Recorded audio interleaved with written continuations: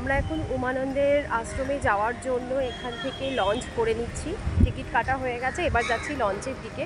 তো ওখানে লঞ্চ দাঁড়িয়ে আছে, চলো তাহলে লঞ্চে ওঠা যাক। আমাদের ভারতে বহু তীর্থস্থান রয়েছে, তারই মধ্যে হিন্দুদের একটি জনপ্রিয় তীর্থস্থান হলো এই উমানন্দ দ্বীপ। এই উমানন্দ দ্বীপ হলো ব্রহ্মপুত্র নদের বুকে থাকা সবথেকে ছোট নদীদ্বীপ, যা ভারতের উত্তর পূর্ববর্তী রাজ্য আসামের গুয়াহাটিতে অবস্থিত। তো আমরা এখন লঞ্চে বসে আছি। লঞ্চে ছাড়ার টাইম 1:30, এখন বাজে 1:15। এখন 15 মিনিট আমাদের ওয়েট করতে হবে। আমরা এখন বসে ওয়েট করছি। ব্রিটিশরা এই দ্বীপটিকে এর আকৃতির জন্য ময়ূর দ্বীপ নামকরণ করেছিলেন। ঘড়িতে টাইম হয়েছে ঠিক দুপুর 1:30, আর সঙ্গে সঙ্গে আমাদের লঞ্চও ছেড়ে দিয়েছে। লঞ্চ থেকে দূরে ওই পাহাড়ের সমাহার, সাথে ছুটে আসা দ্রুত গতিসম্পন্ন জলস্রোতের ওপর সূর্যের হালকা কিরণ যেন ব্রহ্মপুত্র নদীর শোভা আরও বাড়িয়ে দিয়েছে। হিন্দু শাস্ত্র মতে শিব তার স্ত্রী পার্বতীর সুখ স্বাচ্ছন্দ্যের জন্য এই দ্বীপ সৃষ্টি করেন। জনপ্রচলিত বিশ্বাস মতে শিব এখানে ভয়ানন্দ রূপে বিরাজমান। কালিকা পুরাণে এক আখ্যান মতে সতীর মৃত্যুর পর শিব ঘোর তপস্যায় নিমগ্ন ছিলেন। তপস্যা ভেঙে দেওয়ায় ক্রোধিত শিব তার ত্রিনয়নের দ্বারা কামদেবকে উমানন্দের এই স্থানে ভস্ম করেন। এর জন্য এর অন্য নাম হয়েছে ভস্মাঞ্চল।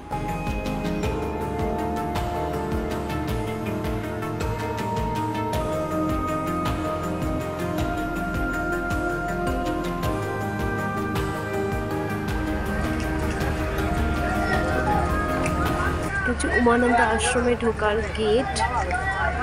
তো অনেকটা ট্রেক করে ওপরে যেতে হবে। আমরা এই লঞ্চে করে আসলাম, আমি রোপওয়ে, ওই দেখো।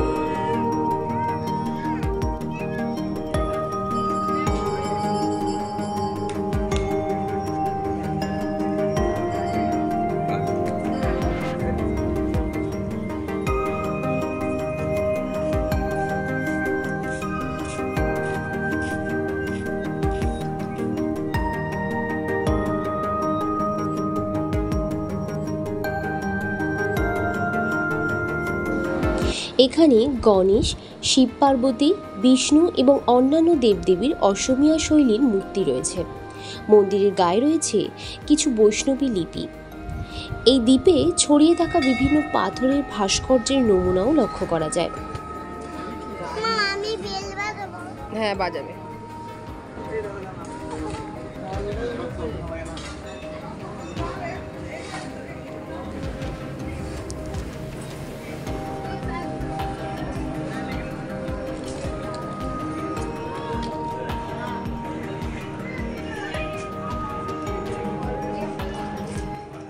এটি একটি মধ্যযুগীয় শিব মন্দির।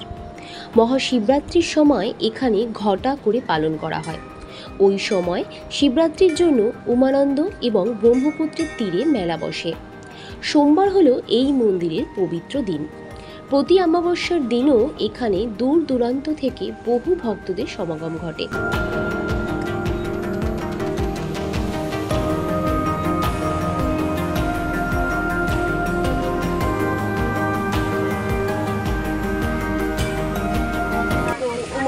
আশ্রম আমাদের ঘোরা হয়ে গেল। ভেতরে ফটো তোলা নিষেধ, তার জন্য ফটো তুলতে পারলাম না আর তোমাদেরকেও দেখাতে পারলাম না। তো আমরা এখন বেরিয়ে যাচ্ছি আবার ফেরিঘাটের দিকে। এখানে টাইমিংয়ের ব্যাপার আছে লঞ্চে, তো যদি মিস করি তাহলে আরও প্রায় 1-1.5 ঘন্টা ওয়েট করতে হবে। তার জন্য আমরা নিচে নেমে ফেরিঘাটের দিকে যাচ্ছি।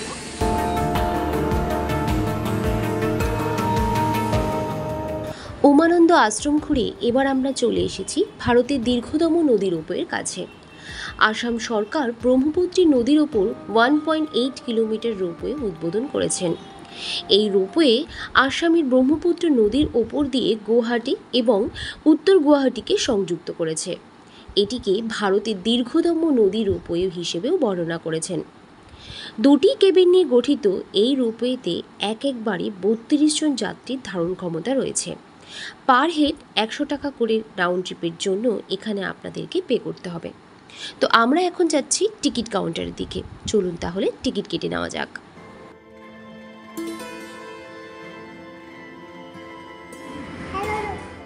টিকিট কাটার পর আমাদের নিচে একটু ওয়েট করতে হয়েছিল। তারপর লিফটে করে আমরা চলে এলাম একদম টপে।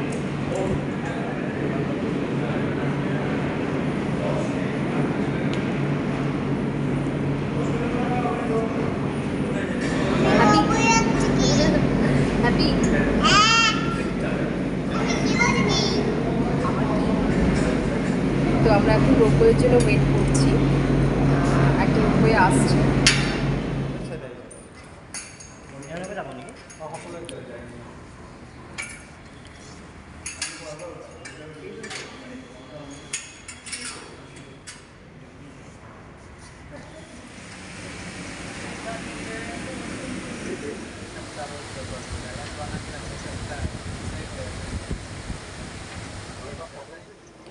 রোপওয়ে থেকে নদী পারাপারের সময় ওপর থেকে গুয়াহাটি শহরের কিছু ঝলক এবং ব্রহ্মপুত্র নদীবক্ষের সৌন্দর্য উপভোগ করতে পারবেন। এছাড়াও রোপওয়ে থেকে দেখতে পাবেন ব্রহ্মপুত্র নদী থাকা উর্বশী দ্বীপ, সাথে অহোম রাজা গদাধর সিংহ দ্বারা নির্মিত ময়ূর দ্বীপের উপর স্থাপিত উমানন্দ মন্দিরের এক ঝলক।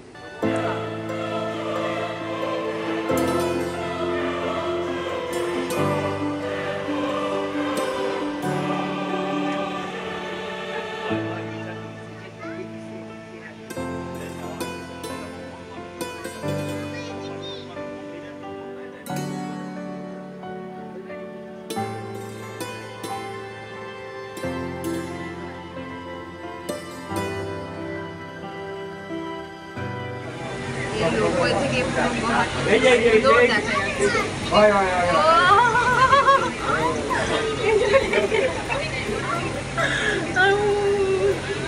যে নিচে উমানন্দ আশ্রম। এই যে ওদিকে দেখো, ওদিকে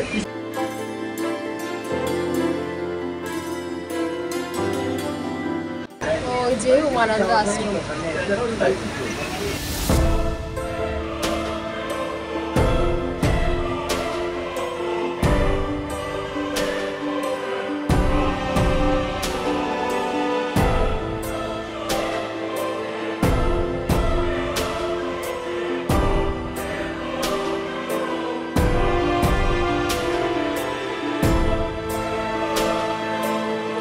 রোপওয়েতে করে আমাদের এক প্রান্ত থেকে অন্য প্রান্তে যেতে সময় লাগলো প্রায় 10 মিনিটের মতো, যা সড়ক পথে গেলে সময় লাগতো 1 ঘন্টারও বেশি।